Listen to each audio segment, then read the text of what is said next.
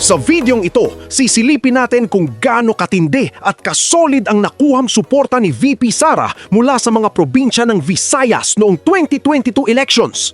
Simulan natin sa mga probinsyang nagbigay ng panimulang buwelo sa maliit ngunit makasaysayang probinsya ng Guimaras.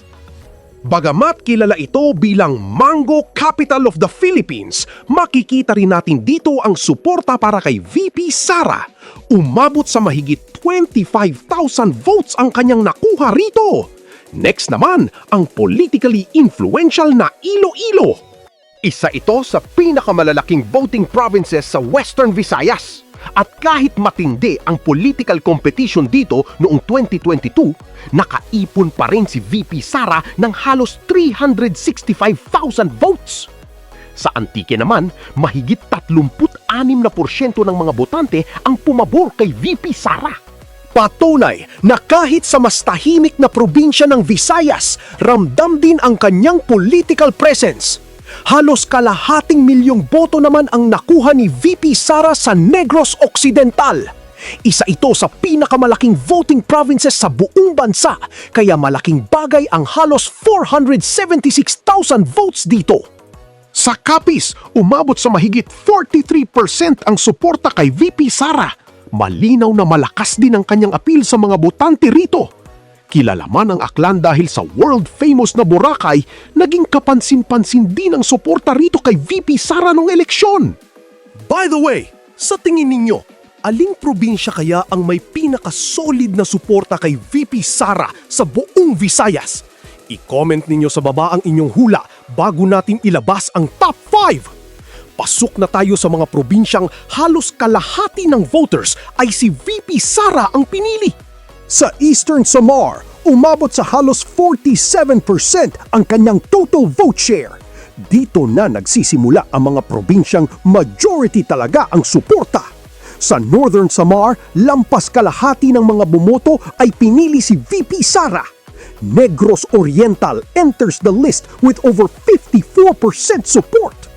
Isa ito sa mga lugar na talagang nagpakita ng matinding suporta para kay VP Sara noong 2022. Mahigit 61% naman sa Samar ang bumoto kay VP Sara. Napakalaking porsyento nito at nagpapakita ng napakalakas na regional backing. Kahit maliit sa population ang Siquijor, napakalaki naman ang porsyento ng suporta rito. Mahigit 66% ng voters dito ay si VP Sara ang pinili. At heto na, ang top 5 Visayan provinces na pinakasolid ang naging suporta kay VP Sara, mahigit 1,000,000 boto mula sa Cebu. Ito ang isa sa pinakamalaking political stronghold sa Visayas. Kapag Cebu ang usapan, talagang game changer ito sa kahit anong national election. Sa biliran naman, lagpas 72% ang naging suporta kay VP Sara. Ibig sabihin, halos 3 sa bawat 4 na botante rito ay siya ang pinili. Grabe naman ang Leyte! Halos 800,000 votes at lagpas 78% support para kay VP Sara. Isa ito sa pinakasolid na political performances niya sa buong bansa. Very close fight para sa top spot. Sa Bohol, halos 79% ng voters ang bumoto kay VP Sara. Napakalaking mandate nito mula sa mga Boholano voters.